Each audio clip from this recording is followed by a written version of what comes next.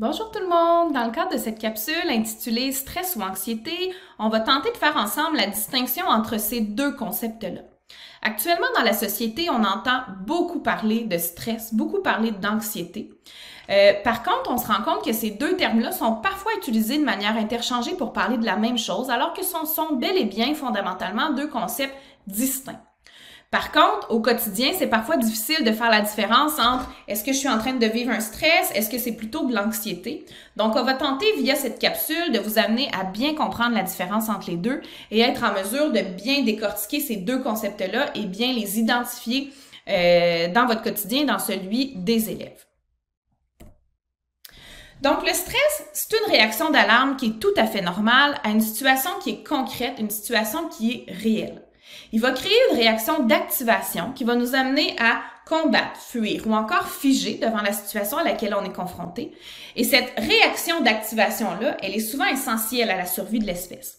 On peut penser par exemple à un individu qui marche en forêt et qui tombe face à face avec un ours. Bien, on souhaite qu'il y ait un certain niveau de stress qui embarque pour l'amener à se mettre en action et réagir de manière adéquate dans le contexte pour se protéger.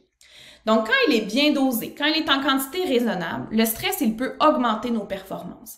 Il peut nous amener l'énergie nécessaire pour se mettre en action et réagir de manière adéquate dans la situation à laquelle on est confronté. Par contre, un cumul de stress, on peut penser par exemple à un adolescent ou un enfant qui vit la séparation de ses parents, qui est amené à déménager, qui est amené ensuite à changer d'école. Un stress prolongé, par exemple des enfants qui sont victimes d'intimidation en milieu scolaire et que ça dure depuis quelques mois, voire quelques années. Ou encore un stress qui est trop intense, comme par exemple un enfant qui subit des mauvais traitements à la maison.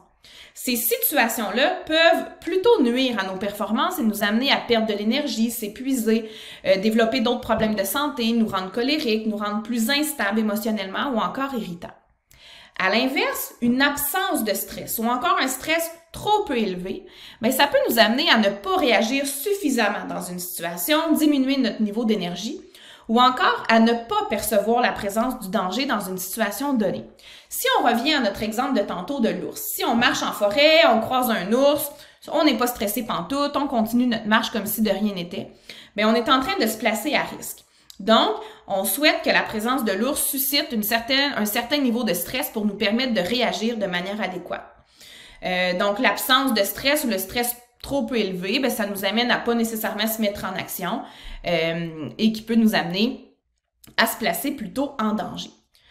La courbe inversée du stress permet de bien démontrer comment le stress est nécessaire quand il est bien contrôlé et quand il est dosé. Donc, vous voyez en bas complètement, vous avez le niveau de stress et le niveau de performance sur l'axe montant.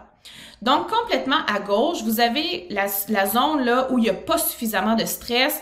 C'est des situations où on va être en état de sommeil, en état d'ennui, donc on n'est pas en action quand on n'a pas suffisamment de stress. Au centre, vous avez la zone de performance, qui est vraiment la zone où on est en action, où le stress est juste assez suffisant pour nous permettre de se mobiliser. Le stress qui nous donne l'énergie nécessaire, pour se mettre en action. Donc, on a vraiment là, au centre ici, le stress de niveau optimal. Par contre, si le stress continue d'augmenter, notre performance, elle, ne continue pas d'augmenter. Donc, on voit là, la courbe redescend. Donc, quand on a trop de stress, c'est ce qu'on va appeler les mauvais stresseurs qui vont nous amener à être plus perturbés émotionnellement, désorganisés, qui vont nous amener à l'épuisement.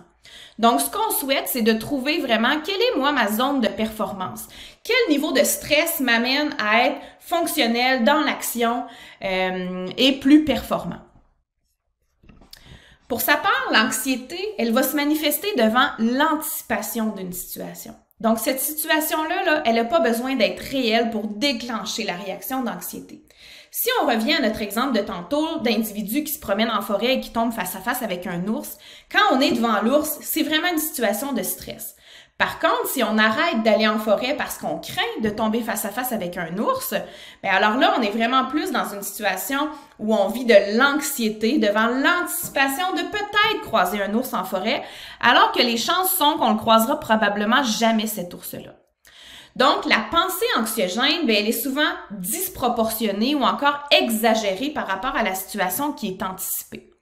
Donc, on dit souvent là, que l'anxiété, c'est la peur d'avoir peur. Ce qui est important de retenir ici également, c'est que tout le monde vit de l'anxiété. C'est pas qu'on souhaite l'enrayer complètement. Par contre, dans certaines situations, l'anxiété va devenir problématique parce qu'elle occasionne de la souffrance dans la vie de la personne ou encore elle l'empêche de fonctionner.